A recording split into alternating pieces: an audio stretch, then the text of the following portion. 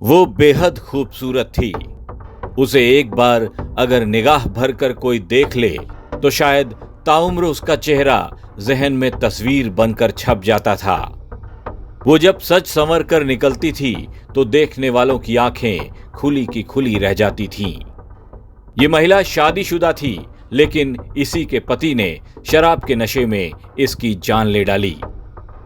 इस घटना के बारे में जिसने भी सुना उसे अपने कानों पर यकीन नहीं हुआ। हैरत की बात तो यह है कि इसी शख्स ने खुद पुलिस को फोन करके खबर भी की कि इसने अपनी पत्नी को मौत के घाट उतार दिया है। हैरान कर देने वाली ये वारदात है कोटपूतली बहरोड की, जहां के नीमराणा के गंडाला गांव में इस हत्या की वारदात को अंजाम दिया गया। इतनी खूबसूरत बीवी को भला कोई क्यों मारेगा, इस घटना की पड़ताल की जा रही है। पुलिस को शुरुआती जांच में कुछ ऐसे लोग भी मिले हैं जो कि तरह तरह की बातें भी कर रहे हैं। कोई कह रहा है कि इस महिला का किसी और के साथ अफेयर चल रहा था, जिसकी भनक इसके पति को लग गई थी और इसी बात से नाराज होकर उसने पहले शराब पी और फिर अपनी ही पत्नी की जान ले डाली। हम मौके पे पहुंचे। मौके पे मंजिता शर्मा को उसके पति ने मार दिया। प्रथम दृष्टया ये प्रतीत होता है कि उसके पति ने मारा प्रतीत होता है। इस संबंध में हम अनुसंधान कर रहे हैं। बॉडी को मोर्चरी में रखवा दिया है और उनके परिजन जो उसके मृतका के पिताजी हैं, उन्होंने लिखित में तहरीर दी है। उसमें प्रथम दृष्टया की विधि सम्मत कार्रवाई कर रहे हैं। क्या मामला है, कुछ जांच में आया? पहले प्रथम दृष्टया क्यों मारा? प्रथम दृष्टया अब इस संबंध में तो हम जांच कर रहे हैं, लेकिन प्रथम दृष्टया मंजिता को उसके पति ने मारना प्रतीत होता है। इस संबंध में अनुसंधान करें, जो भी तथ्य सामने आएंगे उससे आपको अवगत करवा देना। टेलीफोन पर खुद आरोपी ने बताया कि उसने अपनी पत्नी को मौत के घाट उतार दिया है, लिहाजा पुलिस को मौके पर पहुंचने में देर नहीं लगी। पुलिस ने फौरन आरोपी नरेश शर्मा को गिरफ्तार कर लिया। मरने वाली महिला मंजिता शर्मा की उम्र महज 38 साल थी। मंजिता और नरेश की शादी 15 बरस पहले हुई थी। दोनों का एक बेटा 13 साल का है। आरोपी नरेश ने अपनी पत्नी की हत्या करना स्वीकार कर लिया है।